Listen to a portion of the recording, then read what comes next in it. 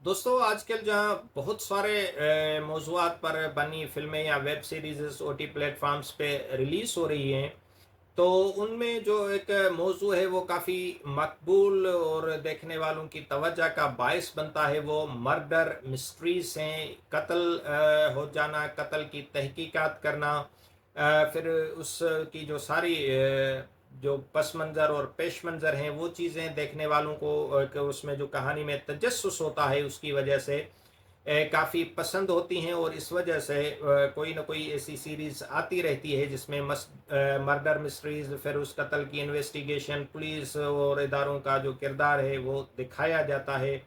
और ख़ास तौर पर उसमें सस्पेंस, तजस्सुस और आगे क्या होगा वाला जो एक सवाल होता है, वो फ़िल्म फैनों को या देखने वालों को उस चीज़ के साथ जोड़े रखता है। तो ऐसी ही एक जो है वो सीरीज़ रिलीज़ हुई है और उसका जो नाम है वो है चल खपात।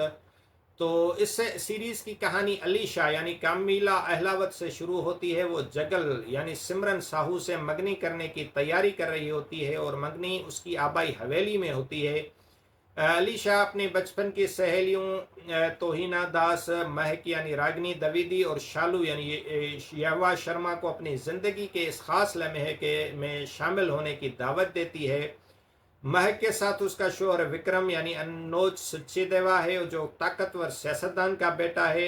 एरा अपने बीमार बच्चे के साथ आती है और सोशल मीडिया पर असरअंदाज होने वाली एक शालू अपने असिस्टेंट केशु लोकरानी के साथ आती है। जश्न के इस माहौल में कहानी उस वक्त एक नया मोड़ लेती है जब शालू की लाश तालाब में पाई जाती है। इस कत्ल केस की तफ्तीश नई पुलिस अफसर देविका राठौड़ यानी शरिया पालोंगर को सौंपी जाती है। और इस कहानी में 9 मुश्तफा अफराद हैं। एक हवेली और कातिल के पीछे छुपा मकसद है जिसे देविका इन्वेस्टिगेट करते हुए आगे बढ़ा देती है। तो उसको उसमें मुख्तलिफ सच्चाइयाँ, मुख्तलिफ हकीकतें नज़र आती हैं। तो छल कपट दी डिसेप्शन एक ऐसी थ्रिलर सीरीज है जो एक लड़की के मौत के गिर्द घूमती है। और इब्तदाई तौर पर सभी उसे खुदकुशी समझते हैं, लेकिन पुलिस की तफ्तीश से मामला और गहरा होता चला जाता है। ये सीरीज रवायती सस्पेंस थ्रिलर है और हर एपिसोड तकरीबन 30 मिनट का है। सीरीज में बहुत सी छोटी छोटी कोताहियां भी है, लेकिन ये आपको शुरू से आखिर तक सस्पेंस की वजह से अपने साथ रखती है। और जो है उसकी जो छोटी छोटी खामियां हैं वो देखने वाले जो है नज़रअंदाज कर देते हैं। पता नहीं क्यों बनाने वालों ने छोटी बड़ी खामियों को खुद ही नज़रअंदाज कर दिया है। मिसाल के तौर पर एक किरदार है जो आईपीसी अफसर को इंस्पेक्टर कहता है। छल खपट को जिस तरह से बनाया गया है ये कत्ल के पुरस्रार क्लासिक अंदाज में चलता है और जुर्म होता है, बहुत से मुश्तबा अफराद होते हैं, जुर्म की तफ्तीश होती है और फिर हकीकत सामने आती है। हिदायतकार अजय भोयान ने कहानी में घरेलू ज्यादती के मौजू को भी शामिल किया है। उसे कहानी में बहुत बारीक बीनी से बुना गया है, इस लिए ये कोई ऐब नहीं लगता। और जो अदाकारी में शरिया प्लंगर ने एसपी देविका राठौड़ के किरदार में बहुत ज़बरदस्त परफॉर्मेंस दी है और काफ़ी अच्छी लगती है। और कामैया अहलावत, रागनी देवी, तोहिन या दास ने भी अपने किरदारों से अच्छा इंसाफ किया है।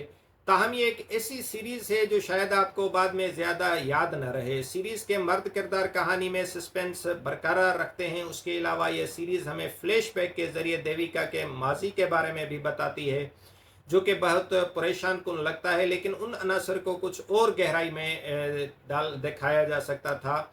कहानी सुनाने के मामले में इस वेब सीरीज में मज़ीद मज़ा आता अगर कत्ल केस की तफ्तीश कुछ और तकनीकी मामलात को शामिल करके की जाती और तो वैसे भी अपनी खामियों और खूबियों के बावजूद आखिरी जो 2 किस्तें हैं इसकी वो उसमें तजस्सुस और सनसनी काफ़ी बढ़ी हुई महसूस होती है। वहाँ पर सस्पेंस और थ्रिल एक अलग तरह से ही एंटरटेन करता है।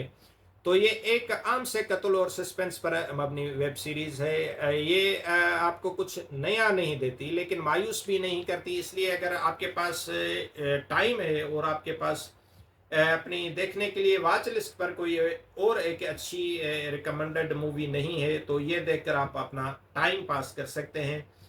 لیکن بہت زیادہ اگر ایکسپیکٹیشنز رکھ کر آپ دیکھیں گے تو شاید آپ کو مایوسی ہوگی۔